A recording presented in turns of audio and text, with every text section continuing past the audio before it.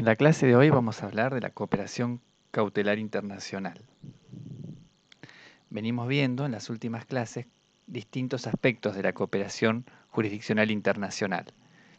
Iniciamos con el reconocimiento y ejecución de sentencias y laudos arbitrales extranjeros. Vimos también la producción de pruebas en el extranjero y las notificaciones en el extranjero a través de los exhortos de mero trámite. Hoy vamos a hablar de la llamada cooperación de segundo grado, las medidas cautelares. Y vemos que aunque en materia de cooperación de primer grado, notificaciones y prueba, encontrábamos una gran cantidad de fuentes normativas, en esta materia la cantidad de convenciones se achica notablemente. Aparecen acá los tratados de Montevideo de Derecho Procesal Internacional, que regulan de una forma bastante pobre y común a todos los tipos de exhortos. También vemos una convención sobre unificación de reglas relativas a embargos de aeronaves de Roma de 1933, la ya conocida Convención Interamericana sobre Obligaciones Alimentarias, para medidas cautelares solamente respecto de esta materia, pero en general sobre exhortos de medidas cautelares solo encontramos a la Convención Interamericana sobre Cumplimientos de Medidas Cautelares, la CIDIP II, y en el ámbito del Mercosur al Protocolo de Medidas Cautelares de Europreto.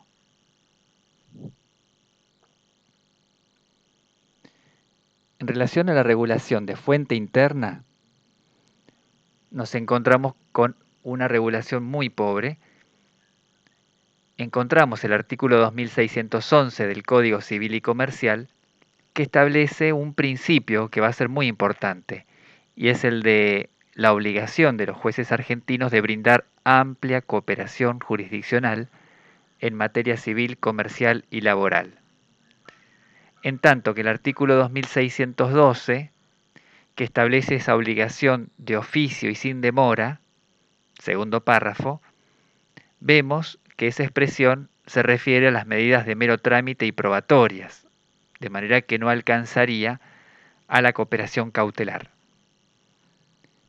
Sí lo hace el artículo 2603, que establece para los jueces argentinos la competencia para establecer medidas cautelares.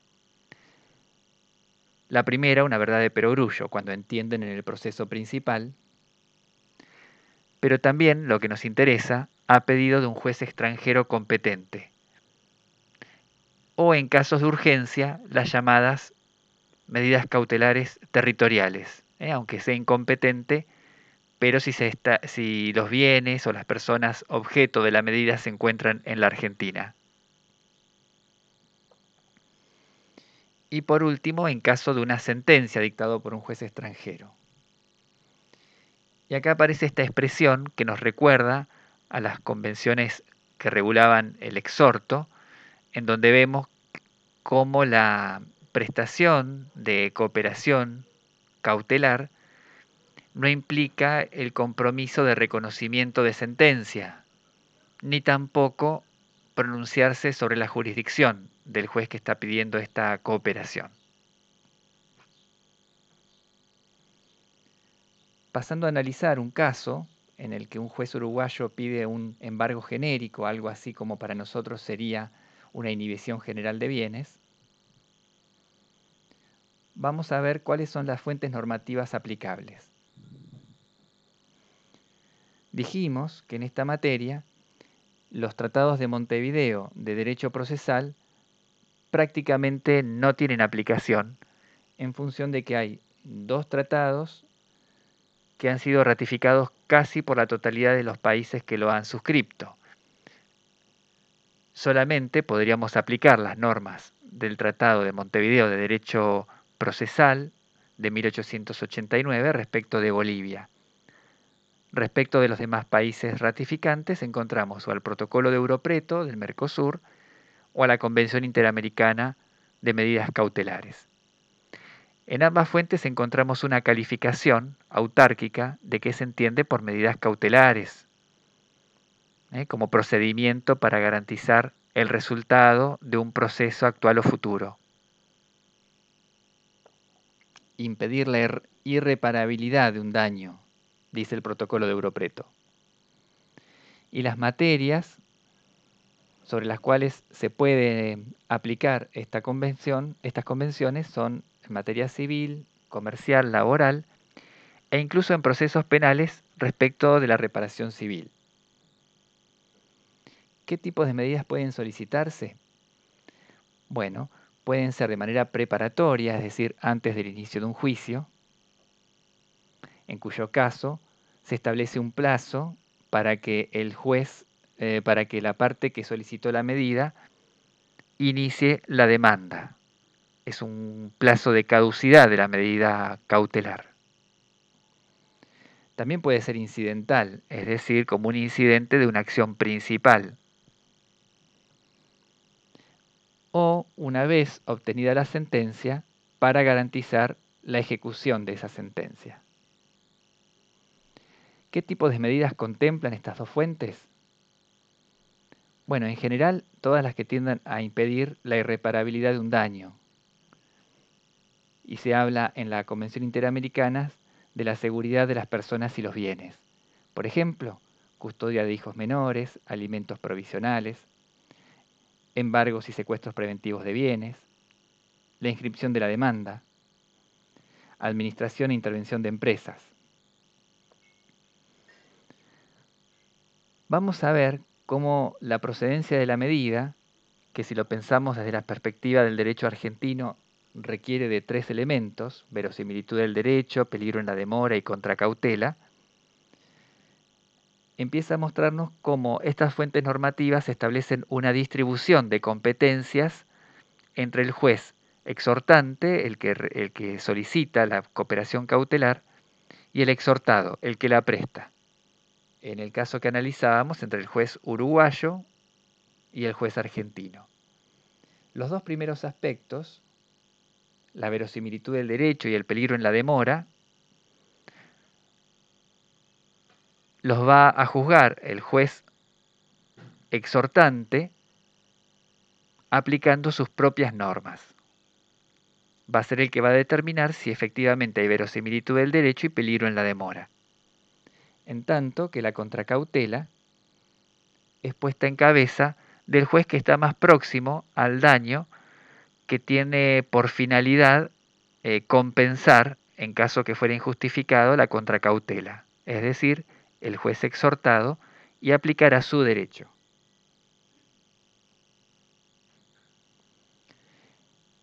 En tanto que las oposiciones que se pueden plantear a una medida cautelar de la persona que es afectada por esta medida, en términos generales, se van a plantear ante el juez exhortado, es decir, el más próximo al afectado,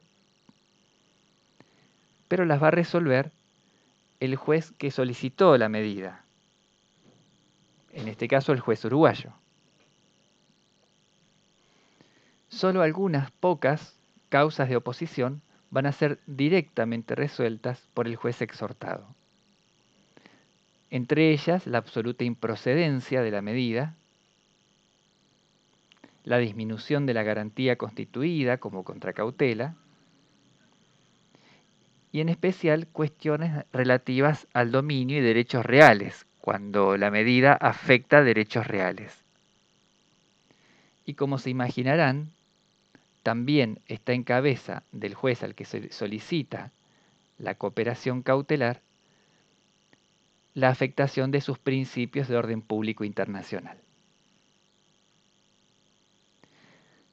Otro aspecto que contemplan estas fuentes normativas son las llamadas medidas cautelares territoriales, que ya veíamos en el inciso B del artículo 2603 del Código Civil y Comercial.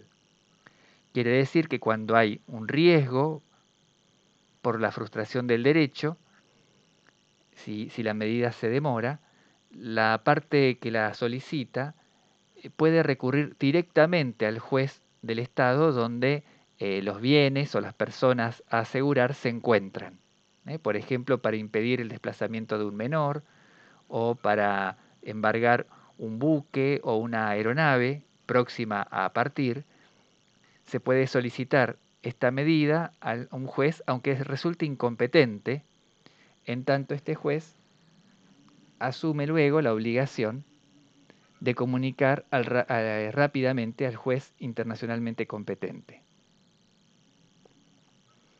Esto puede ser con un proceso principal ya iniciado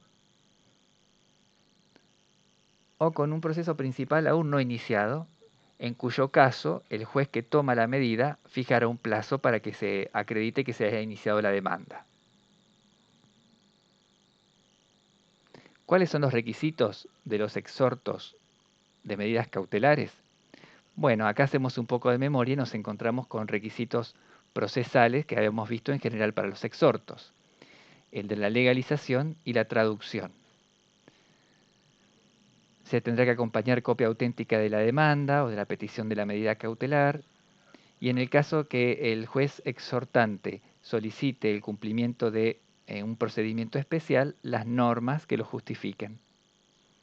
Y por último, podrá informarse la existencia de una defensoría de oficio por si el afectado por la medida cautelar desea presentarse ante el procedimiento principal para plantear sus oposiciones. Respecto del requisito de legalización, vamos a ver que queda reducida a la tramitación por la vía privada, por las propias partes interesadas. Ahora, ¿qué pasa con el requisito de jurisdicción indirecta?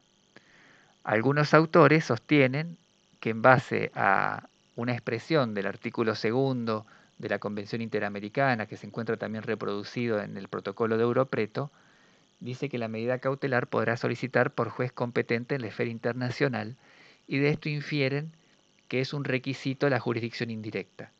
Sin embargo, entre los requisitos que establecen ambas convenciones no se enumera, así como pasaba antes en las fuentes normativas que establecían los requisitos para el reconocimiento y una ejecución de sentencia extranjera,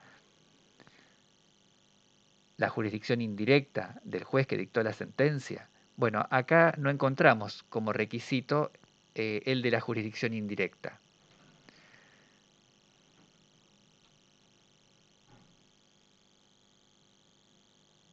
Por esta razón, se afirma que conforme al principio de la cooperación, no sería necesario requerir del juez que pide la medida cautelar establecer su jurisdicción indirecta. Para algunos autores, bueno, esto es, por ejemplo, sostenido por el doctor González Pereira. Para algunos autores, como Bogiano y antes Goldschmidt, no se requiere, digamos, se va a analizar la jurisdicción indirecta, pero solamente en caso que el juez que solicita la medida cautelar esté invadiendo una jurisdicción exclusiva del juez exhortado. Sería el único límite. Y que el doctor González Pereira entiende que en realidad nos estamos refiriendo a una cuestión de orden público internacional. De manera que hay prácticamente una coincidencia en que no se requiere el análisis de la jurisdicción indirecta del juez que solicita la medida cautelar. Y finalmente, pasando a las vías de diligenciamiento, vemos que en ambas fuentes convencionales se prevé que lo pueden hacer las propias partes interesadas, en cuyo caso va a ser necesaria la legalización de los documentos públicos, o por la vía judicial, tribunales de frontera, funcionarios consulares y agentes diplomáticos, o por la autoridad central designada, que en ambos tratados, la autoridad central designada por la Argentina es el Ministerio de Relaciones Exteriores. Por último, vamos a ver que también es un requisito que la parte que solicita la medida cautelar se haga cargo de los gastos, con la excepción de que cuente con el beneficio de pobreza.